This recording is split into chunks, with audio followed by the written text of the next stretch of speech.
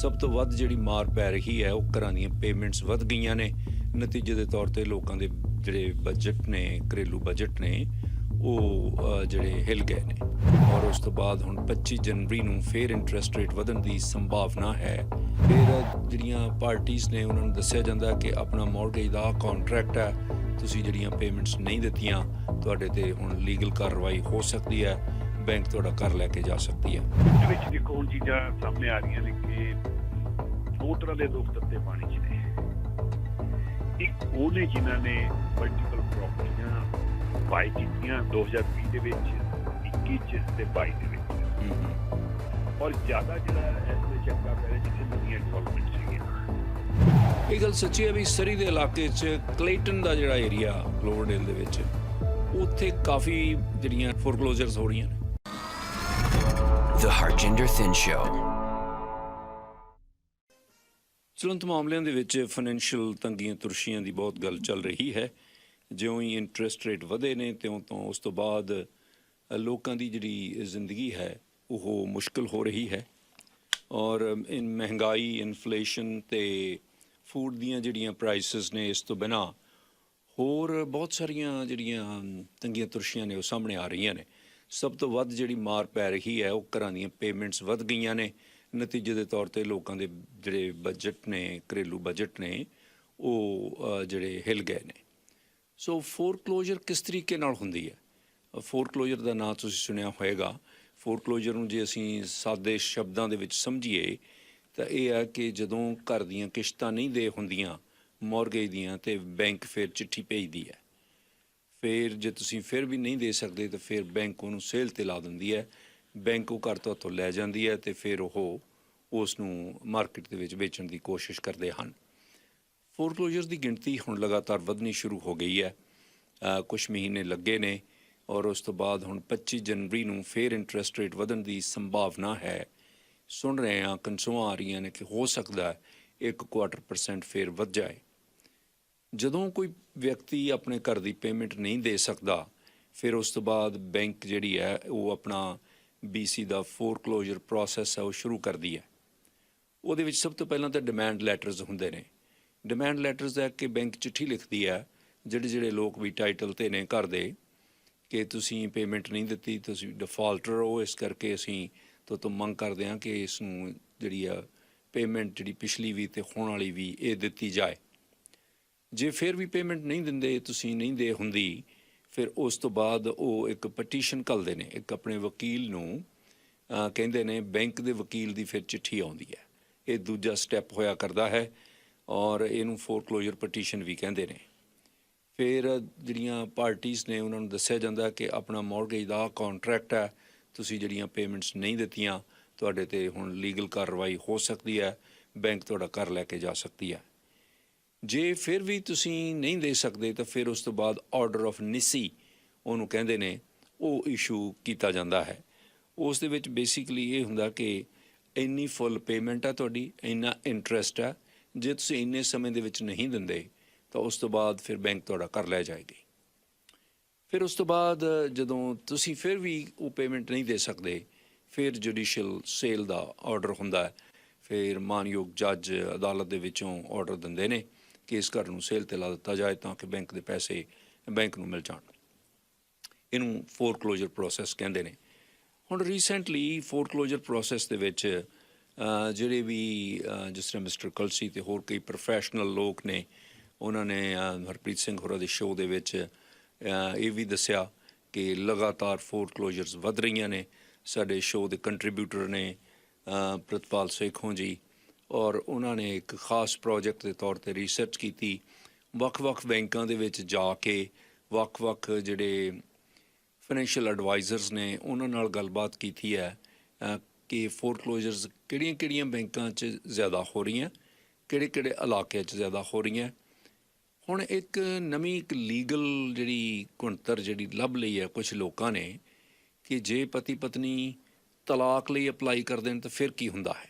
ਸਿੱਖ ਸਗਾ ਉਹ ਵੀ ਦੱਸਣਗੇ ਸਾਡੇ ਨਾਲ। ਪ੍ਰਿਤਪਾਲ ਸਿੰਘ ਸੇਖੋਂ ਜੀ ਆਇਆਂ ਨੂੰ ਤੁਹਾਡਾ ਬਹੁਤ-ਬਹੁਤ ਸਵਾਗਤ ਹੈ, ਵੈਲਕਮ।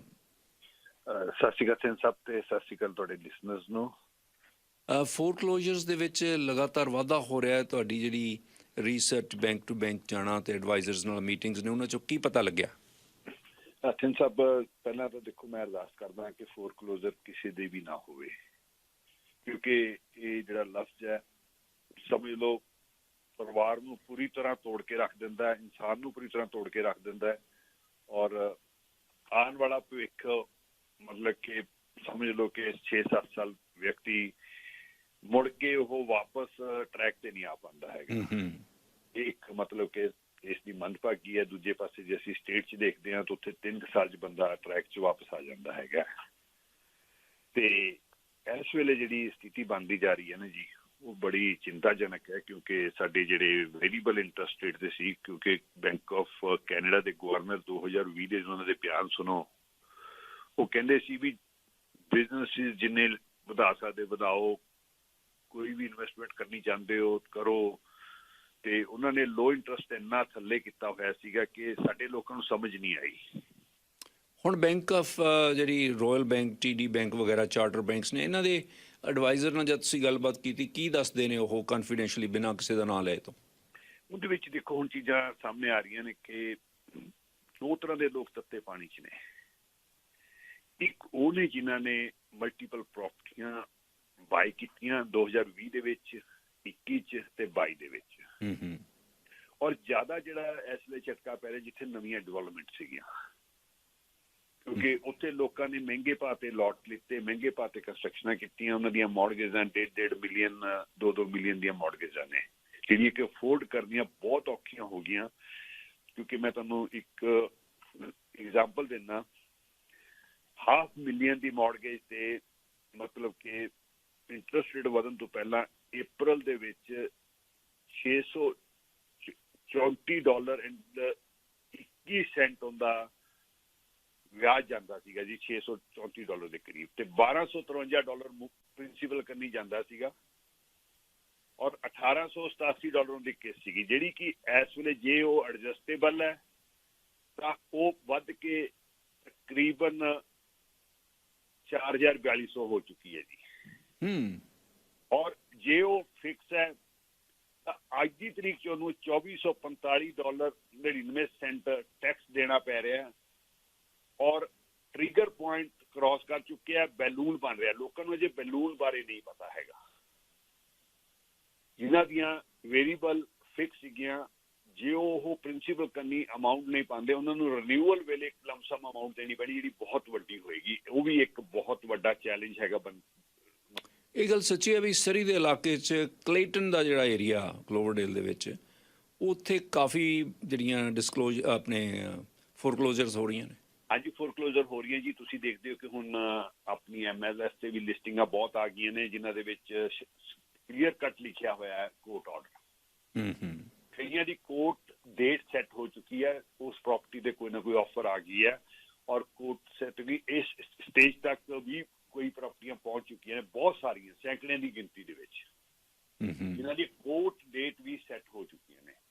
ਕੋਰਟ ਦਾ ਮਤਲਬ ਹੁੰਦਾ ਫੋਰਕਲੋਜ਼ਰ ਦਾ ਪ੍ਰੋਸੈਸ ਹੈ, ਪਹਿਲਾਂ ਤੁਹਾਨੂੰ ਲਿਸਟਿੰਗ ਕਰਦਾ ਕੋਰਟ ਆਰਡਰ ਦੇ ਥਰੂ, ਜੇ ਕੋਈ ਉਹਦੇ ਤਹਿਤ ਆਫਰ ਹੁੰਦੀ ਹੈ, ਚਾਹੇ ਉਹ ਕਿਸੇ ਵੀ ਰੇਟ ਤੇ ਹੁੰਦੀ ਹੈ, ਕਿਉਂਕਿ ਫੋਰਕਲੋਜ਼ਰ ਮੋਸਟਲੀ ਆਫਰਾਂ ਬਹੁਤ ਲੋ ਹੁੰਦੀਆਂ ਨੇ, ਤੇ ਉਹ ਆਫਰ ਲੈ ਕੇ ਫਿਰ ਕੋਰਟ ਡੇਟ ਸੈੱਟ ਕਰ ਦਿੱਤੀ ਜਾਂਦੀ ਹੈ। ਉਸ ਡੇਟ ਦੇ ਵਿੱਚ ਪਬਲਿਕ ਕਰ ਦਿੱਤੀ ਜਾਂਦੀ ਹੈ ਵੀ ਕੋਈ ਪਬਲਿਕ ਦੇ ਵਿੱਚੋਂ ਆ ਕੇ ਆਫਰ ਦੇਣਾ ਚਾਹੁੰਦਾ ਹੈ, ਜਿਹੜੀ ਆਫਰ ਤੋਂ ਉੱਪਰ ਆਫਰ ਦੇਣਾ ਚਾਹੁੰਦਾ ਹੈ, ਤਾਂ ਉਹ ਵੀ ਮਤਲਬ ਕਿ ਸਥਿਤੀ ਦੇ ਵਿੱਚ ਕੋਈ ਅੱਗੇ ਆਉਣ ਨੂੰ ਤਿਆਰ ਨਹੀਂ ਹੈਗਾ। ਅੱਛਾ, ਕੁਝ ਵਕੀਲਾਂ ਨੇ ਕੁਝ ਕਪਲਸ ਨੂੰ ਐਡਵਾਈਸ ਦਿੱਤੀ, ਕਿਸੇ ਚੰਗੇ ਵਕੀਲ ਨੇ ਐਡਵਾਈਸ ਦੇ ਦਿੱਤੀ, ਕਿਉਂਕਿ ਆਮ ਤੌਰ ਦੇ ਉੱਤੇ 3 ਤੋਂ 4 ਮਹੀਨੇ ਲੱਗ ਜਾਂਦੇ ਆ ਜੇ ਬੈਂਕ ਫੋਰਕਲੋਜ਼ਰ ਪ੍ਰੋਸੈਸ ਸ਼ੁਰੂ ਕਰਦੀ ਆ, ਕਈ ਵਾਰੀ 6 ਮਹੀਨੇ ਤੱਕ ਵੀ ਲੰਮਕ ਜਾਂਦਾ ਕੇਸ। ਪਰ ਜੇ ਫਰਜ਼ ਕਰੋ ਕਿਸੇ ਕਪਲ ਦੇ ਨਾਂ, ਹਸਬੈਂਡ ਵਾਈਫ ਦੇ ਨਾਂ ਹੈ, ਅਤੇ ਉਹ ਦੋਨੇ ਹੀ ਡਿਵੋਰਸ ਲਈ ਅਪਲਾਈ ਕਰ ਦਿੰਦੇ ਨੇ, 3 ਮਹੀਨੇ ਦੀ ਫੋਰਕਲੋਜ਼ਰ ਦੇ ਨੋਟਿਸਿਸ, ਜਿਹੜੀ ਰਿਟ ਆਫ ਨਿਸ਼ੀ ਅਤੇ ਹੋਰ ਸਾਰਾ ਕੁਛ ਜਿਹੜਾ, ਉਸ ਤੋਂ ਬਾਅਦ ਫਿਰ ਉਹ ਪੀਰੀਅਡ ਬਹੁਤ ਐਕਸਟੈਂਡ ਹੋ ਜਾਂਦਾ, 2-2.5 ਸਾਲ ਤੁਸੀਂ ਫ੍ਰੀ ਰਹਿ ਸਕਦੇ ਹੋ। ਉਹ ਆਲ ਡਿਪੈਂਡ ਹੈ ਜੀ, ਮਤਲਬ ਕਿ ਤੁਹਾਡੀ ਲੀਗਲ ਜਿਹੜਾ ਲਾਇਰ ਹੈਗਾ ਉਹਨੇ ਕੇਸ ਕਿੱਦਾਂ ਪਰਟੇਨ ਕੀਤਾ, ਔਰ ਤੁਹਾਡੇ ਕੋਲ ਕਿੰਨੀਆਂ ਪ੍ਰਾਪਰਟੀ ਨੇ। ਜੇ ਇੱਕੋ ਪ੍ਰਿੰਸੀਪਲ ਹੈਗੀ ਆ ਤਾਂ ਉਹ ਵੈਸੇ ਵੀ ਕਈ ਵਾਰ ਬਚ ਜਾਂਦੀ ਹੈ, ਔਰ ਕਈ ਵਾਰ ਮਲਟੀਪਲ ਨੇ ਤਾਂ ਉਹਦੇ ਵਿੱਚ ਕੋਈ ਨਾ ਕੋਈ ਇਸ ਵੇਲੇ ਲੋਕ ਹੱਥਕੰਡੇ ਅਪਣਾ ਰਹੇ ਨੇ ਕਿ ਅਸੀਂ ਕਿਸੇ ਤਰ੍ਹਾਂ ਆਪਣੀ ਪ੍ਰਾਪਰਟੀਆਂ ਬਚਾ ਲਈਏ ਸਾਲ 2 ਸਾਲ, ਔਰ ਉਸ ਤੋਂ ਬਾਅਦ ਮਾਰਕੀਟ ਜਦੋਂ ਉੱਪਰ ਆਏਗੀ ਅਸੀਂ ਵੇਚ ਕੇ ਬੈਂਕ ਨੂੰ ਪੇ ਬੈਕ ਕਰ ਦਾਂਗੇ। ਉਸ ਸਥਿਤੀ ਦੇ ਵਿੱਚ ਸਾਰਾ ਡਿਪੈਂਡ ਕੋਰਟ ਦੇ ਉੱਪਰ ਹੈਗਾ ਕਿ ਕੋਰਟ ਉਸ ਕੇਸ ਨੂੰ ਕਿੰਨਾ ਲੈਂਦੀ ਹੈਗੀ ਹੈ, ਕਿਉਂਕਿ ਉਹਦੇ ਵਿੱਚ ਬੈਂਕ ਵੀ ਪਾਰਟੀ ਹੋਏਗਾ, ਪ੍ਰੋਪਰਟੀ ਦੇ ਲੀਨ ਵੀ ਪੈਣੀ ਹੈਗੀ ਹੈ ਡਿਵੀਜ਼ਨ ਦੀ, ਔਰ ਪ੍ਰੋਪਰਟੀ ਹੋਲਡ ਵੀ ਹੋ ਜਾਣੀ ਹੈ। ਉਸ ਕੇਸਾਂ ਦੇ ਵਿੱਚ ਕੋਰਟਾਂ 'ਚ ਕਿੰਨੇ ਕੇਸ ਆਉਂਦੇ ਆ, ਔਰ ਉਹ ਕੇਸਾਂ ਦੀ ਜਿਹੜੀ ਪਾਈਲ ਅਪ ਜਦੋਂ ਹੁੰਦੀ ਹੈ ਤਾਂ ਉਹਦਾ ਟਾਈਮਿੰਗ ਜਿਹੜਾ ਪ੍ਰੋਸੈਸ ਹੈਗਾ ਉਹ ਕਿੰਨਾ ਲੰਬਾ ਹੋਏਗਾ, ਸਾਰਾ ਉਸ ਦੇ ਉੱਪਰ ਹੈਗਾ।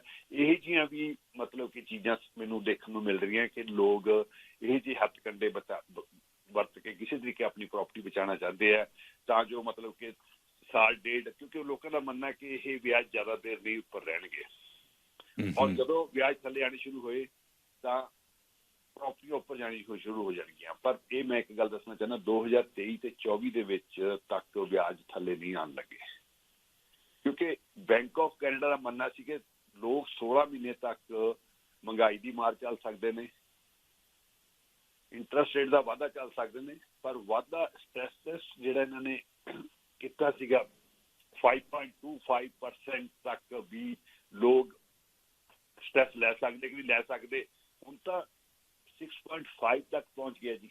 ਔਰ ਇਹ ਕਨਸੋਆਂ ਆ ਰਹੀਆਂ ਕਿ ਜਿਹੜਾ 25 ਤਰੀਕ ਨੂੰ ਹੋ ਸਕਦਾ ਕਿ 0.5% ਇੰਟਰਸਟ ਰੇਟ ਵਧੇ, ਕਿਉਂਕਿ ਬੈਂਕ ਆਫ ਅਮਰੀਕਾ ਨੇ ਹੀ ਵਧਾਇਆ ਹੈਗਾ। ਔਰ ਬੈਂਕ ਆਫ ਅਮਰੀਕਾ ਦਾ ਜਿਹੜਾ ਆਪਣੇ ਉਹਨਾਂ ਦਾ ਫੈਡਰਲ ਰਿਜ਼ਰਵ ਦੇ ਚੇਅਰ ਨੇ, ਉਹਨਾਂ ਦਾ ਮੰਨਣਾ ਹੈ ਕਿ 2023 ਸਤੰਬਰ ਤੱਕ ਸਾਨੂੰ ਕਿਤੇ ਨਾ ਕਿਤੇ ਬੈਂਚਮਾਰਕ ਰੇਟ 5.25 ਲੈ ਕੇ ਜਾਣਾ ਪੈਣਾ, ਜਿਹਦੇ ਨਾਲ ਬੈਂਕਾਂ ਦਾ ਇੰਟਰਸਟ ਰੇਟ 7 ਤੋਂ 8% ਹੋ ਜਾਏਗਾ। ਸਿੱਖੂ ਸਾਹਿਬ ਬਹੁਤ ਬਹੁਤ ਮਿਹਰਬਾਨੀ, ਆਪਣੇ ਕੋਲ ਇੰਨਾ ਕੀ ਸਮਾਂ ਸੀ। ਥੈਂਕ ਯੂ, ਬਹੁਤ ਬਹੁਤ ਤੁਹਾਡਾ ਸ਼ੁਕਰੀਆ। ਥੈਂਕ ਯੂ ਜੀ। ਥੈਂਕ ਯੂ ਜੀ। ਜਿਹੜੀ ਕਿਆਸ ਰਾਈਆਂ ਨੇ ਅਰਥ ਸ਼ਾਸਤਰੀਆਂ ਦੀਆਂ, ਜਿਸ ਤਰ੍ਹਾਂ ਸਿੱਖੂ ਸਾਹਿਬ ਨੇ ਦੱਸਿਆ ਕਿ ਹੋ ਸਕਦਾ ਇਹ ਸਾਲ ਰਹੇ ਜਾਂ 2 ਸਾਲ ਰਹੇ, ਕਈ ਲੋਕ ਪ੍ਰੈਡਿਕਟ ਕਰਦੇ ਨੇ ਕਿ ਅਸੀਂ ਆਲਰੇਡੀ ਰਿਸੈਸ਼ਨ 'ਚ ਆਏ, ਲੰਬਾ ਚੱਲ ਸਕਦਾ ਹੈ। ਕਈ ਲੋਕ ਕਹਿੰਦੇ ਕਿ ਐਸੇ ਸਪਰਿੰਗ ਤੁਸੀਂ ਦੇਖਣਾ, ਸਪਰਿੰਗ ਆਉਂਦੀ ਸਾਰੀ ਜਿਹੜੀਆਂ ਪ੍ਰਾਈਸਿਸ ਨੇ ਉਹ ਸਪਰਿੰਗ ਅਪ ਹੋਣ ਲੱਗ ਪੈਣਗੀਆਂ। ਦੇਖੋ ਇਹ ਸਾਰੀਆਂ ਕਿਆਸ ਰਾਈਆਂ ਅਤੇ ਕਿਆਫੇ ਨੇ, ਕਿਸੇ ਨੂੰ ਐਗਜ਼ੈਕਟਲੀ ਨਹੀਂ ਪਤਾ, ਔਰ ਕੋਈ ਇਹਦੇ ਲਈ ਇਸ ਤਰ੍ਹਾਂ ਦੀ ਕ੍ਰਿਸਟਲ ਬਾਲ ਨਹੀਂ ਹੈ ਕਿ ਕੋਈ ਬੰਦਾ ਐਗਜ਼ੈਕਟਲੀ ਦੱਸ ਸਕੇ। ਪਿਛਲੇ ਜਿਹੜੇ ਰਿਸੈਸ਼ਨ ਜਾਂ ਇਸ ਕਿਸਮ ਦੇ ਇਕਨੋਮਿਕ ਸਲੰਪ ਆਏ ਨੇ, ਉਦੋਂ ਹਾਲਾਤ ਹੋਰ ਬਹੁਤ ਵੱਖਰੇ ਸੀ, ਐਤਕੀ ਬਹੁਤ ਵੱਖਰੇ ਨੇ। ਸੋ ਇਸ ਕਰਕੇ ਹਾਲੇ ਤੱਕ ਯਕੀਨ ਨਾਲ ਕੁਛ ਨਹੀਂ ਕਿਹਾ ਜਾ ਸਕਦਾ। ਬਾਕੀ ਜਿਹੜੇ ਲੋਕ ਪੇਮੈਂਟਸ ਦੇਣਾ ਜਿਨ੍ਹਾਂ ਲਈ ਮੁਸ਼ਕਿਲ ਹੋ ਰਹੀ ਹੈ, ਤੁਸੀਂ ਜ਼ਰੂਰ ਆਪਣੀ ਬੈਂਕ ਨਾਲ ਗੱਲਬਾਤ ਕਰੋ। ਉਹਦੇ ਕੁਛ ਆਲਟਰਨੇਟਿਵ ਨੇ ਟੈਂਪਰੇਰੀ ਤੌਰ ਦੇ ਉੱਤੇ। ਤੁਸੀਂ ਕਈ ਲੋਕਾਂ ਨੇ ਇੰਟਰਸਟ ਓਨਲੀ ਜਾਂ ਹੋਰ ਕਈ ਪ੍ਰੋਵੀਜ਼ਨਸ ਨੇ ਜੇ ਤੁਸੀਂ ਆਪਣੇ ਫਾਈਨੈਂਸ਼ੀਅਲ ਐਡਵਾਈਜ਼ਰ ਨਾਲ ਗੱਲਬਾਤ ਕਰ ਸਕਦੇ ਹੋ। ਵੈਸੇ ਇਹ ਗੱਲ 'ਚ ਕੋਈ ਦੋ ਰਾਵਾਂ ਨਹੀਂ ਕਿ ਦਿੱਕਤਾਂ ਬਹੁਤ ਪੇਸ਼ ਆ ਰਹੀਆਂ ਨੇ। ਸਿੱਖੂ ਸਾਹਿਬ ਦੀ ਗੱਲ ਬਿਲਕੁਲ ਠੀਕ ਆ, ਫੋਰਕਲੋਜ਼ਰਸ ਦੀ ਗਿਣਤੀ ਬਹੁਤ ਵੱਧ ਗਈ ਆ। ਬੈਂਕਰਸ ਜਿਹੜੇ ਖਾਸ ਤੌਰ 'ਤੇ ਫਾਈਨੈਂਸ਼ੀਅਲ ਐਡਵਾਈਜ਼ਰਸ ਨੇ, ਜਿਹੜੇ ਲੋਕ ਤੁਹਾਨੂੰ ਬੈਂਕਰਪਸੀ ਤੋਂ ਬਚਾਉਂਦੇ ਨੇ ਜਾਂ ਤੁਹਾਨੂੰ ਕਰਜ਼ਿਆਂ ਨੂੰ ਅਮੈਲਗਾਮੇਟ ਕਰਨ 'ਚ ਮਦਦ ਕਰਦੇ ਨੇ, ਜਿਸ ਤਰ੍ਹਾਂ ਮਿਸਟਰ ਕਲਸੀ ਨੇ, ਹੋਰ ਇਹੋ ਜਿਹੇ ਬਹੁਤ ਸਾਰੇ ਹੋਰ ਲੋਕ ਨੇ, ਉਹ ਇਹੀ ਦੱਸ ਰਹੇ ਨੇ ਕਿ ਕਰਜ਼ਿਆਂ ਦੇ ਭਾਰ ਹੇਠ ਲੋਕ ਲਿਫ ਗਏ ਨੇ। ਨਤੀਜੇ ਦੇ ਤੌਰ ਦੇ ਉੱਤੇ ਪੇਮੈਂਟਸ ਨਹੀਂ ਦਿੱਤੀਆਂ ਜਾ ਰਹੀਆਂ, ਘਰੇਲੂ ਬਜਟ ਜਿਹੜੇ ਆ ਅਨਬੈਲੈਂਸ ਹੋ ਰਹੇ ਨੇ। ਜੇ 25 ਜਨਵਰੀ ਨੂੰ ਹੋਰ ਇੰਟਰਸਟ ਰੇਟ ਵੱਧ ਜਾਂਦੇ ਨੇ, ਇਹ ਦਿੱਕਤਾਂ ਹੋਰ ਵੱਧ ਜਾਣਗੀਆਂ। ਪਰ ਹਮੇਸ਼ਾ ਕੁਝ ਦਿਨ ਨਹੀਂ ਰਹਿੰਦੇ, ਬਹੁਤ ਪਹਿਲਾਂ ਵੀ ਇਸ ਤਰ੍ਹਾਂ ਦੇ ਸਲੰਪ ਆਏ ਨੇ। ਕਈ ਵਾਰੀ ਇਸ ਤਰ੍ਹਾਂ ਦੇ ਜਿਹੜੇ ਰਿਸੈਸ਼ਨ ਆ ਚੁੱਕੇ ਨੇ, ਲੋਕ ਰਿਸੈਸ਼ਨ 'ਚ ਸਰਵਾਈਵ ਕਰ ਜਾਂਦੇ ਨੇ, ਫਿਰ ਉਸੇ ਤਰ੍ਹਾਂ ਹੀ ਸ਼ੁਰੂ ਹੋ ਜਾਂਦਾ। ਜਿਹੜੀ ਸਭ ਤੋਂ ਵਧੀਆ ਇੰਡੀਕੇਸ਼ਨ ਇਹ ਆ ਕਿ ਆਬਾਦੀ ਵੱਧ ਰਹੀ ਆ, ਪਾਪੂਲੇਸ਼ਨ ਵੱਧ ਰਹੀ ਆ, ਨਵੇਂ ਇਮੀਗ੍ਰੈਂਟਸ ਆ ਰਹੇ ਨੇ, ਵੱਡੀ ਗਿਣਤੀ 'ਚ ਆ ਰਹੇ ਨੇ। ਉਹਨਾਂ ਦੇ ਪ੍ਰਬੰਧ ਲਈ ਸਰਕਾਰਾਂ ਸਤਰਕ ਨੇ, ਉਹਨਾਂ ਨੂੰ ਪਤਾ ਹੈ ਇਸ ਗੱਲ ਦਾ। ਹਾਊਸਿੰਗ ਬੇਸਿਕ ਨੀਡ ਆ, ਔਰ ਹਾਊਸਿੰਗ ਜਿਹੜੀ ਆ ਉਹ ਪ੍ਰੋਵਾਈਡ ਕਰਨੀ, ਪਹਿਲਾਂ ਹੀ ਉਹਨਾਂ ਦੀ ਸਪਲਾਈ ਘੱਟ ਸੀ। ਸੋ ਇਸ ਕਰਕੇ ਜਿਹੜੇ ਲੋਕ ਪ੍ਰੋਪਰਟੀ ਲਈ ਬੈਠੇ ਨੇ, ਜਿਹੜੇ ਹੋਲਡ ਕਰ ਜਾਣਗੇ, ਉਹ ਡੈਫੀਨੇਟਲੀ ਉਹਨਾਂ ਦੀਆਂ ਪ੍ਰੋਪਰਟੀਜ਼ ਹੋਰ ਵੈਲਿਊਏਬਲ ਹੋ ਸਕਦੀਆਂ ਨੇ। ਲੇਕਿਨ ਕਾਫੀ ਗਿਣਤੀ ਦੇ ਵਿੱਚ ਲੋਕ ਜਿਹੜੇ ਉਹ ਇਸ ਹਾਰਸ਼ ਰਿਐਲਿਟੀ ਤੋਂ ਤੰਗ ਆ ਰਹੇ ਨੇ ਅਤੇ ਫੋਰਕਲੋਜ਼ਰ ਦੀ ਗਿਣਤੀ ਵਧੀ ਹੈ।